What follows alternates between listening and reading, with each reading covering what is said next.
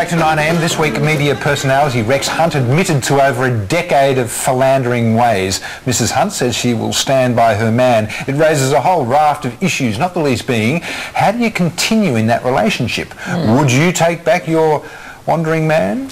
Well, here for a little pillow talk around the 9am water cooler is Joe Stanley and Matt Tilley from Fox FM's Breakfast Show, alongside relationships expert Natalie Rinehart. Thanks all for coming in. Thank you. Good morning. You know, they can't get real research done on this because no one's that honest, but the research suggests that cheating occurs in 70% of relationships. It's probably more like 40%. More like 40? 40.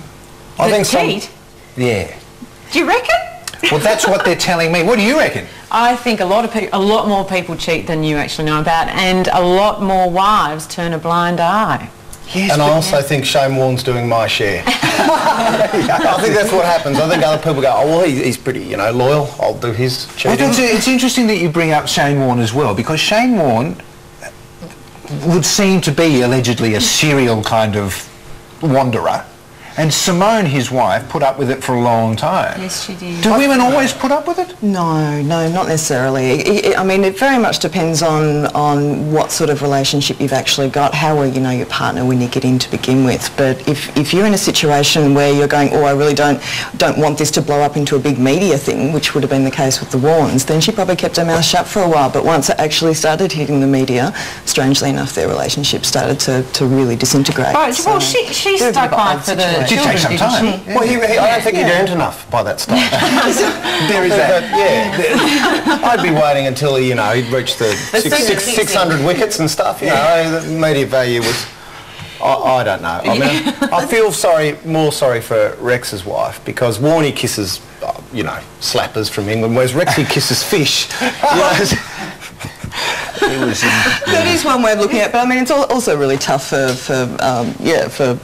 Mrs Hunt, because, you know, she's been in the relationship for so long and the cheating went on for such an awfully long time where she wasn't aware of it. So, you know, it's going to be hard for her, whereas for Warnie's wife, it was a little bit different. But, you know, as it became more public, Warnie's wife got out. So. And is that because, I mean, I've read magazine reports, you never quite know, you know, what's taken in or out of context, but she says that she's sad for her kids as well, that there's that whole extra issue. Not only is there the relationship between the two of you, but there's the wider family issue. Well, I think that's where Simone feels totally betrayed now. That, you know, all along Shane said that while he still loves his wife, you know, his kids are his most important thing in his life, and then he, you know, does things where you can see photos of him with two chicks in No one wants England. to take that to show and tell. No. Here's my dad at work. Yeah. That's my role model. But I mean, I want to ask, is it like, find a man who's only ever had one beer? Surely once you've tasted cheating, it would be very hard to stop. You're the expert. Well, you've basically got two types of cheaters. You've got the serial cheaters, as you're referring to, David, and they're the ones that it's really tied in with their sense of self-esteem of themselves as a sexual being. They enjoy the manipulation that's involved in it, and they enjoy the taboo aspects of it. Are they the ones that get to call themselves sex addicts? Oh, yes, that's the ones. Well, I'm one of those. That's It'd be interesting just to go through the treatment. on your own doesn't count, though. Yeah, well, I would cheat if someone would cheat with me. I mean, where does that fit in? Now, you're married. Yes, if you knew that your husband had cheated, would you take him back, and how would it affect your future relationship with him? I would take him back, because I do believe that you can change as a person. I don't think once a cheater, always a cheater necessarily. It's always going to play in your mind, though. Well, see, that can be handy, though. particularly around winter shoe sale time. Perfect ammunition when you're having an argument, don't you think? But see now, Natalie, is this healthy? No, not at all. Well, I'm not saying it's healthy. I'm saying it's human.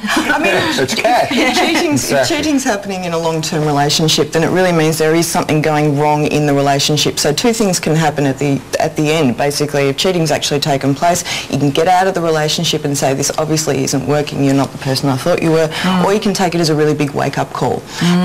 But it means there's going to be a lot of work that actually needs to be done following that. And, you know, rebuilding of trust can take a really long time for people. Some people can do it, some people can't do it, but you have to work together. What kind of percentage works, do you think? Oh, I think it would very much depend on, you know, why the cheating actually took place in the first place. Okay, so what about the wife who knows that her husband's cheated and expects that he will probably cheat again in the future and is happy with that. I mean, well, she's why seen the is bank that accounts. an issue? That's what's happened there. But But is that, without being flippant, is that not a legitimate... For a lot of women, they're stuck, they haven't had a chance to follow careers because they've got kids and they've raised them, and they go, well, if I leave this now, I've got nothing. So maybe they're a bit more forgiving for their own reasons because it's a protection device. Absolutely. And well, I there mean, might be some wives that are just so happy that their husband, they don't have that pouring thing in there. They're not getting the knock on the door at night because they're off seeing someone else. They should be subsidising it then. Well, it's an interesting point too. We haven't spoken about women that cheat. Everyone seems to think it's just men that cheat, but women cheat, don't they? Yep, and the rates are actually getting closer and closer to the same level as guys. Why? Well, I think there's a real difference. Yeah, yeah. I think it's because more blokes are filling out FHM surveys.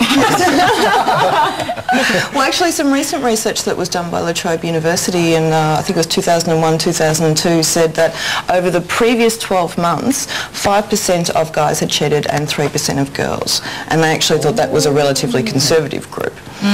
So what we're actually seeing is women actually rising on the cheating, and I think it's got a lot to do with the fact that men are very good at separating sex from emotion.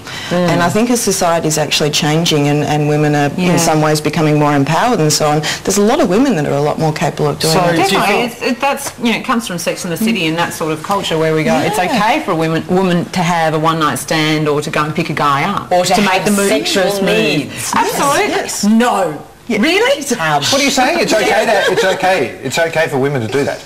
I'm saying that society is becoming more and more. Well, this is because we started paying women more money. Equal pay's led to more cheating. I mean, I'm trying to warn people about this. Actually, Dana and I were talking very briefly this morning, and I was saying that I think that men cop a harder time publicly when they cheat than women do. When women do, other women say, oh, you know, Yeah, he must be awful to live with. That's right. I agree. Men, you always hear women say the phrase, oh, men are all bastards, you know, they're all pigs. But you don't hear blokes say that about women when they get together. Oh, no, we have a Yes, you do. Well, only in gay nightclubs.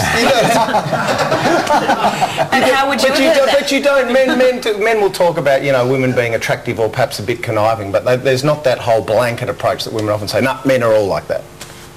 I think men accept women on a case-by-case basis. I think you're showing your soft side. We better go to a commercial. This is not right. I would agree with you to a large extent, but the public's perception of this is that along those lines, men are bastards if they do. And the woman is the poor downtrodden wife who's been victimised. I guess we've only got the evidence to go by, which is your Shane Warnes and your Rex Hunts, and I mean, you know. See, we don't have one of the That's what we said. Well, where are the women? We had a list of. Where are the women doing that? Princess Diana. We had a list of serial cheaters. So her husband was cheating on her as well. So that's right. So she was allowed to do it back. Is that the? We came up with a list: Jim Bakker, Bill Clinton, Shane Warne, David Beckham, Michael Douglas, Prince Charles, JFK, Wayne Carey, Mick Jagger, Henry VIII. One woman. And where are the women? One woman. Queen Elizabeth II. Princess Diana was being cheated on by her husband. There's only one woman. Oh, yes, there was. There was a woman who wrote a book. She wrote a book, and I'm trying to think of the name of the book. And then she disappeared off to Anyway, I'll think of it in the break. I think one of the reasons that we hear so much about it, about the guys and all that sort of thing, is because women are more likely to talk. So therefore we actually hear from our friends and all that sort of thing that such and such partner has cheated on them.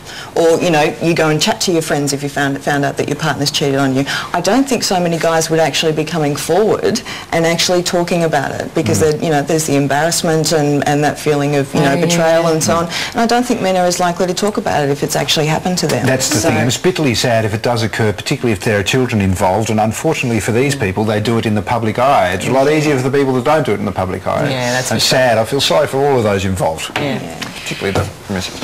And there's more of us. Thank you all. More of us after this.